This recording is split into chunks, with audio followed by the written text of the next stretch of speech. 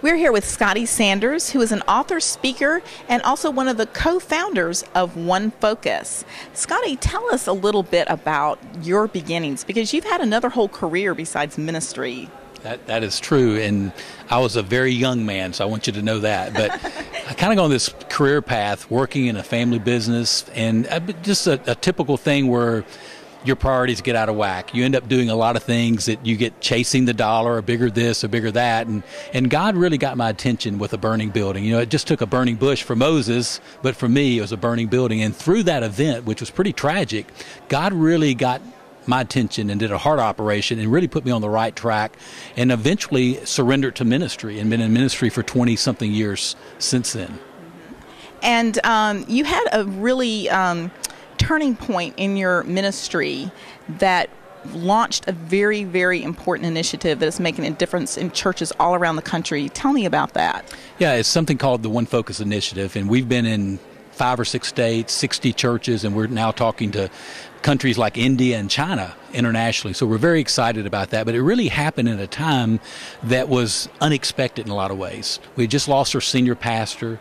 Thousands of jobs were lost in our community. Hurricane Katrina was kind of the backdrop, and we launched something to really mobilize our people to do evangelism, because a lot of churches lean on the pastors to do all the evangelizing, and that's really not what God's called us to do. It's about equipping and mobilizing your congregation to do that. And so we started One Focus Initiative and got nearly 80% of our congregants to make a commitment to pray for and reach one unchurched person. Okay, so there are a lot of programs out there that involve evangelism, but how is this one different? Yeah. Well, number one, Cheryl, let me say this is not a program. It's an initiative, because programs start and they end. But really, One Focus Initiative changes the culture of the church. It's not about what the pastors can do, but it's about them, again, mobilizing their people to do it. And it's something doable for everybody. Every Christian can do this, where a lot of times Christians are scared to death about evangelism. But it's really about just building relationships with people, showing them the love of Christ. It's something every person can do, and it should never end. It's something that God's called us to do every day of our lives. Probably one of the biggest fears that people have is witnessing. Do you think that's what holds people back the most, is the fear? Yeah, actually a survey was done a few years ago. You may find it kind of interesting, but the number one reason why people do not share, they do not think it's a responsibility. That kind of blows my mind. Being in church for as many years, it's like we've told them, but they're not getting it. Considering that it is sort of the Great Commission? Yeah, but for some reason, there's a disconnect that they do not think is a responsibility. But number two, as you mentioned, is fear. And Dr. Mike Walker, my friend and colleague with One Focus, he likes to say that sharing the gospel with someone is like public speaking on steroids. And, you know, people are scared to death to speak publicly, but think about doing that in an environment that you're sharing your faith. So it is a very big barrier why people do not share. And then number three is they do not feel equipped to do it. But those are the 3 main reasons why people will never share with anyone, and probably 98% of the people will never share the gospel with anyone. Okay. Well, the One Focus Initiative has now sparked a book. Tell me why you decided to write the book. Yeah, again, this is a title that's in the works. It could change, One Focus Living, but it's because part of it, we had so many people asking for us to do something in a book as an additional tool that they can use for all the churches that we're working with doing One Focus, and we just know that churches are failing in evangelism, and we believe that this book can become a great resource to help individuals, even if they're not doing One Focus in their church, but they can become part of the One Focus family, that they can understand that they can now identify one unchurched person, start praying for that person, and start building a relationship to show them the love of Christ. And we believe if Christians will do that, it will be so compelling that it will be a natural thing for them to share your story with them. Yeah. Now, when you say becoming a part of the One Focus family, you equip these churches, right?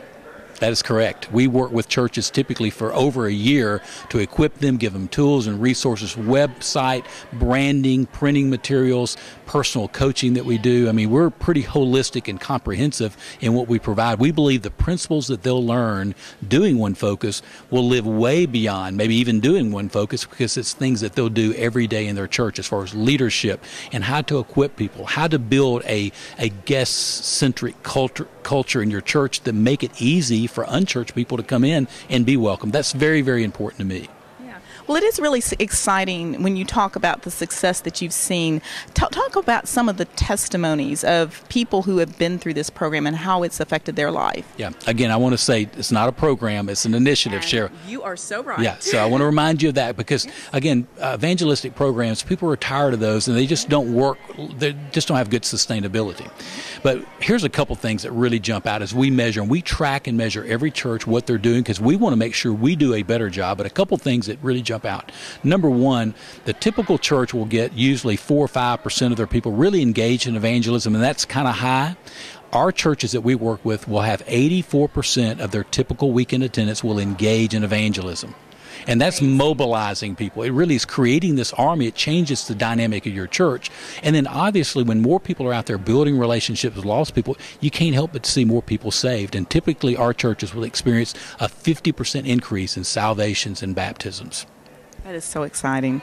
Tell anyone who's listening how they can find out more about One Focus and get in touch with you. Yeah, I would go to onefocus.com. We've got a comprehensive website. It gives you a lot more information, more testimonies, and we even have a community site there that you can hear what's going on in different churches. But we really believe one day, for instance, Cheryl, you could be having lunch with your one tomorrow. You could go to our site and place that, and you could have 100,000 people praying for you as you have lunch with your one, as you get ready to share your story with them. Wouldn't that be awesome? And we believe the importance of prayer. It's very, very important in the whole initiative. We even help churches start prayer ministries along the way. So onefocus.com, you can find out all the different things that we're doing. So it's like teamwork. It's like you're not out there all by yourself. Yeah, it really is teamwork, and we don't believe it's about my personality or anyone on our team. We're here to serve and help these churches, but we have a heart to see God's kingdom be expanded. And so, however God leads us, wherever he leads us to go with this, we plan to do it. And we hope to have it in thousands of churches real soon. Well, thanks so much for being with us, Scotty, and this is incredibly exciting, and we just hope that this goes forth and the gospel is shared with more and more people. Thank you.